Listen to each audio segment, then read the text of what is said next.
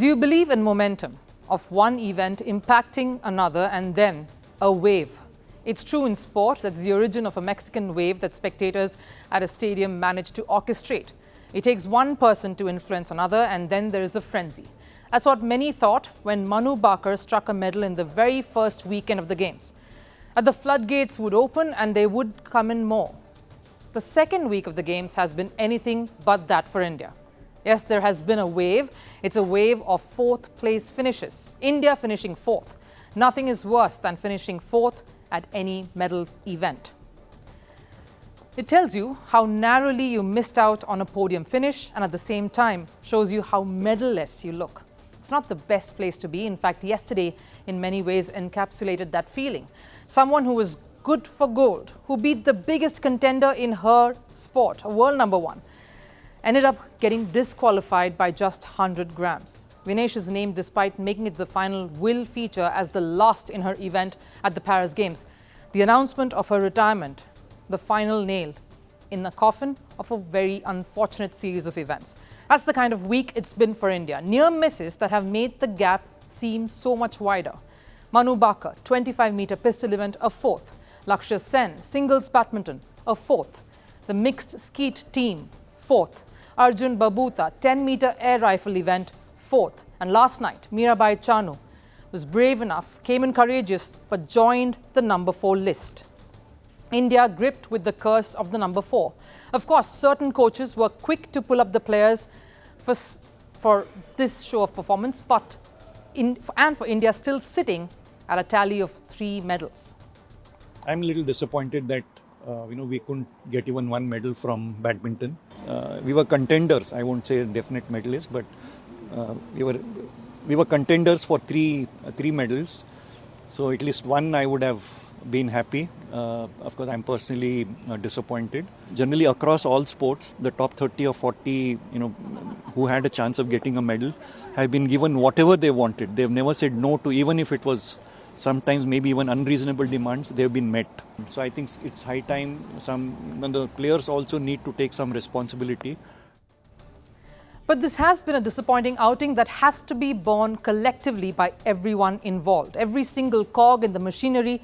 And then, of course, there's been some bad luck too. So the question is, can Neeraj Chopra bring that streak of medal lining to what has been an emotionally draining week for all Indians at the Games Village? He has to do what 40 additional air conditioners couldn't: cool the temperatures and bring some sense of calmness to a contingent that is grappling with near misses. So let's set this one up for you. First, Neeraj, the 26-year-old gold medalist from Tokyo Olympics, managed to start off his campaign sounding off a warning to the rest, with his season's best throw of 89.34 meters to qualify for the final. So who are his biggest contenders in the Javelin final? First up has to be Jacob Valdech, the Chechen. He's the one who gave Neeraj the stiffest competition at Tokyo. The silver medalist, he's gunning for revenge. Ranked world number 1, Valdech has a personal best of 90.88 meters and a season best of 88.65. The 33-year-old qualified for the final with a single throw of 85.63 meters. Of course, next up, Anderson Peters from Grenada. He's currently world number 6. His personal best, a mammoth 93.07 meters. He came closest to Neeraj during the qualifying round with a throw of 88.63 meters. And he's one of the biggest rivals. He's been a world champion and has beaten Neeraj Chopra to the world title in 2022. Julian Weber from Germany. This German powerhouse has gone up against Neeraj many a times. A familiar face, but Neeraj has got the better of him at the 2023 World Championship, where Neeraj took gold and Weber had to settle for 4th.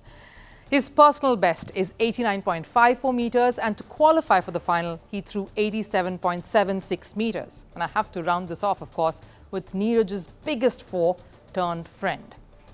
Arshad Nadeem from Pakistan, one of the most heartwarming and well-contested India-Pakistan rivalries that we've seen in recent times. Though Nadeem finished 5th in Tokyo and he doesn't have a world rank, Nadeem comes into this final with a personal best of 90.18 meters, and the 27-year-old registered his season's best of 86.59 to make it to the final. The two are, of course, friends of the field, and Nadeem is someone Neeraj has shared some great battles with, particularly at the Asian and Commonwealth Games. Now, there are, of course, few others who can throw a surprise here and there to upset the apple cart, as all it takes is one solid good throw. Could that be Kenya's Julius Yigo? But this will be an exciting final nevertheless, and one that will be keenly watched and followed the world over. 26-year-old Neeraj Chopra this time won't just have to prepare for the challenges in the field, but the pressure to deliver a gold. The biggest hope now rests on him. Will he succeed in giving India another moment to smile in what has been an otherwise mixed week? Climate change is on our doorstep. It's time for a revolution to take root. And it starts with 1.4 billion Indians. It starts with one tree for humanity, one tree for Mother Earth, one tree for our future. Project One Tree, a News 18 network initiative.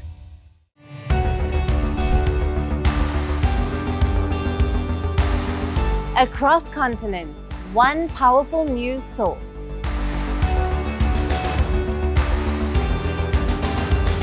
Bringing you diverse perspectives on the issues that matter.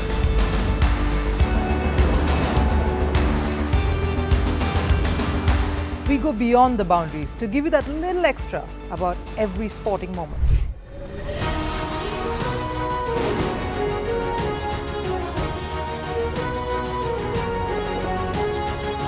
So thank you for making Firstpost 5 million strong. We're counting on your support, and you can trust us to bring you the news unfiltered and unvarnished.